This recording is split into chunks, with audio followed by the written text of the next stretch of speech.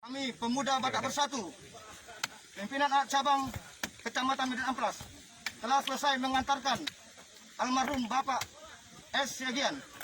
Kiranya Tuhan menghiburkan semua keluarga dan kami akan pulang. Kiranya Tuhan juga menyertai kami ke tempat kami masing-masing. Tuhan kiranya memberkati pengorbanan kami. Ya, mari kita ucapkan dan lantang. Pemuda Batak Bersatu, satu rasa, satu jiwa. Negara Kesatuan Republik Indonesia, Harga mati. Horas, Horas. Menjua-jua, Menjua-jua. Menjua-jua. Menjua-jua.